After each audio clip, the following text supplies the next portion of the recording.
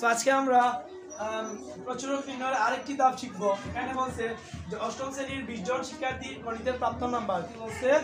20 জন শিক্ষার্থীর গণিতের প্রাপ্ত নাম্বার। তো আমরা এখানে লেখা আছে 75 থেকে 85। 75 থেকে 85 এখানে সংখ্যা আছে কয়টি?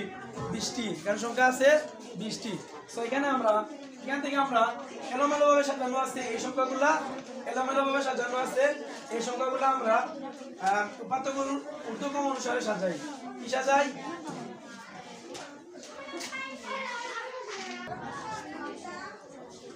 তো এখানে বলছে যে সংখ্যাগুলো আছে এই সংখ্যাগুলো আমরা এলোমেলোভাবে সাজানো আছে। এই যে সংখ্যাগুলো আছে এই সংখ্যাগুলো এলোমেলোভাবে সাজানো আছে। এই সংখ্যাগুলো আমরাকে এখন সারিবদ্ধভাবে সাজাবো। সো এটা সারিবদ্ধভাবে সাজাতে হলে আমাদের এটাকে বলা হয় ঊর্ধ্বক্রম। অর্ধক্রম থেকে ঊর্ধ্বক্রম ভাবে সাজিয়ে পাই।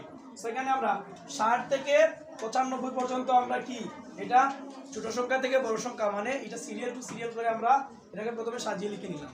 সো তারপরে বলতে এখানে সো আমরা এখানে কি যে 60 আছে কয়বার? 60 আছে দুইবার। কয়বার আছে? 60 আছে দুইবার। সো তারপরে 71 আছে একবার। গুড। 71 আছে একবার। সো তারপর 75 আছে তিনবার। গুড। 75 আছে তিনবার। সো তারপরে 78 আছে দুইবার। 78 আছে দুইবার। 80 আছে তিনবার। কথা বলো না, কথা বলো না। 80 আছে তিনবার। 85 আছে দুইবার নাকি? 85 আছে দুইবার। 90 সংখ্যাটি আছে 5 বার। কয়বার? 5 বার। 92 আছে কয়বার?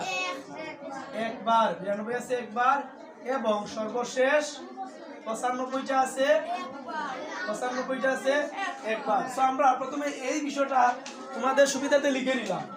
তোমরা এই সংখ্যাগুলা সুবিধাতে লিখে নিলাম। যে সংখ্যাগুলো আমি আবার একটু বুঝিয়ে বলি তোমাদেরকে। এখানে 60 আছে একবার, 71 আছে একবার, 75 আছে তিনবার এবং 78 আছে দুইবার, 80 আছে তিনবার, 85 আছে দুইবার এবং 90 আছে কয়বার? 5 বার। 92 আছে একবার, 95 আছে একবার। এখন এখানে যে বিষয়টা আমরা এই যে প্যাটার্নটা লিখলাম, সবচেয়ে কোন সংখ্যাটা সবচেয়ে বেশি আছে? 90, 95 নাকি 90? এই বিষয়টা এই 90 গুলো সবচেয়ে বেশি আছে আমাদের এখানে। এই সংখ্যাগুলোর মধ্যে সবচেয়ে বেশি আছে 90। কাজে আমাদের মধ্যকটা হচ্ছে কি? 90। সরি, প্রচুরকটা হচ্ছে কি? 90। তো আমরা লিখতে পারি যে 90টা হচ্ছে আমাদের প্রচুরক। অতএব নিম্নের প্রচুরক ইকুয়াল টু 90। সো আমাদের এই 90টা হচ্ছে আমাদের কাঙ্ক্ষিত আনসার। কেমন? তো আমি আবার তোমাদের কি বুঝিয়ে বলি। সো এখানে 95 থেকে 80 পর্যন্ত যে সংখ্যাগুলো আছে এগুলো হচ্ছে এলোমেলো ভাবে সংখ্যা। তো তারপরে এই সংখ্যাগুলো আমরা কি করতে হবে? এই সংখ্যাগুলা ঊর্ধ্বক্রমে মানে ছোট থেকে বড় ক্রমে এই সংখ্যাগুলো আমাদের কি খুব সুন্দরভাবে গুছিয়ে লিখতে হবে। তো তারপর আমাদের গুনে গুনে দেখতে হবে যে কোন সংখ্যা কয়টা আছে। কি কোন সংখ্যা কয়টা আছে? 60 আছে কয়বার? 71 আছে কয়বার? 75 আছে কয়বার?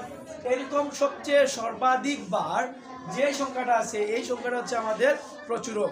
প্রচুরক মানে কি? বেশি। প্রচুরক মানে কি? বেশি। তো এই নিয়মে যদি আমরা প্রচুরক যেই ধরনের অঙ্ক হয় না কেন এই নিয়মে যদি আমরা এই সূত্রটা অ্যাপ্লাই করে আমাদের যদি অঙ্কটা সমাধান করি তাহলে এই নিয়মেই আমাদের কি এই প্যাটার্ন নিয়ম বা এই নিয়ম অনুযায়ী আমাদের প্রায় অঙ্কটা আমাদের সমাধান করা সম্ভব নাকি?